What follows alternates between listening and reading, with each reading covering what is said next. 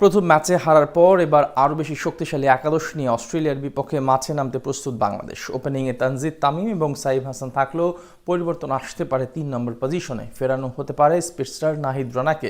সাগরিকায় গতির ঝড় তুলতে প্রস্তুত তিনি। সাথে দেখা যাবে আরও একাধিক চমক।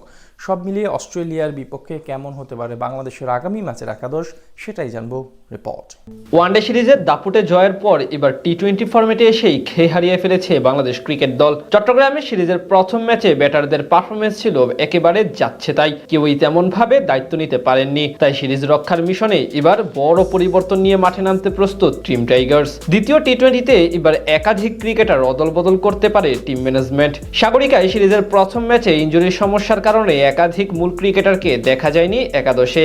বিশেষ করে তৃতীয় ওয়ানডেতে ব্যাট করার সময় পায়ের মাংসপেশিতে চোট পান নিয়মিত অধিনায়ক লিটন কুমার দাস। তাই সেই ম্যাচে তার স্থলাভিষিক্ত হিসেবে ক্যাপ্টেন্সির দায়িত্ব পালন করেন তাওহিদ হৃদয়। তবে ডু অর ডাই ম্যাচে ফিরতে পারেন লিটন। এই ম্যাচে বাংলাদেশের ওপেনিং পজিশনে থাকতে পারেন যথারীতি তানজিদ হাসান তামিম ও সাইফ হাসান। প্রথম ম্যাচে দুজনই ইতিবাচক শুরু করলেও ইনিংস বড় করতে পারেননি। সাইফ 20 রান করে আউট হন এবং তামিম ফিরেন 10 রান করে। তবে সিরিজ বাঁচাতে হলে এই দুজনকে অবশ্যই ওপেনিং পজিশন থেকে ভালো শুরু এনে দিতে হবে। 3 নম্বর পজিশনে গেল ম্যাচে খেলা সৌম্য সরকার এই ম্যাচে বাদ পড়তে পারেন। তার বদলে একাদশে ঢুকতে পারেন লিটন কুমার দাস। সৌম্য প্রথম ম্যাচে 18 বলে 17 রান করে আউট হন। প্রাপ্ত সুযোগ বলা চলে তেমন ভাবে কাজে লাগাতে পারেননি বামহাতি এই ব্যাটার, তাই তাকে বসানো হতে পারে। 4 নম্বরে খেলতে পারেন সহ অধিনায়ক তাওহিদ হৃদয়। সাগরিকায় আগের ম্যাচে প্রথম বলে ছক্কা মেরে শুরু করলেও ইনিংস বড় করতে পারেননি তিনি। সিরিজ বাঁচাতে হলে মিডল অর্ডারে অবশ্যই তাকে ভালো কিছু দেখাতে হবে। তার সাথে 4 নম্বর পজিশনে থাকতে পারেন পারভেজ হোসেন ইমন। নিউজিল্যান্ডের বিপক্ষে সিরিজে ভালো করলেও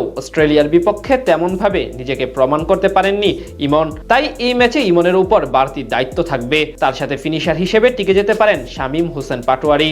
এছাড়া অলরাউন্ডার হিসেবে একাদশে থাকতে পারেন শেখ মাহাদি হাসান। প্রথম ম্যাচে ব্যাট হাতে দলের হয়ে সর্বোচ্চ রানের মালিক ছিলেন তিনি। 22 বলে করেছিলেন 29 রান।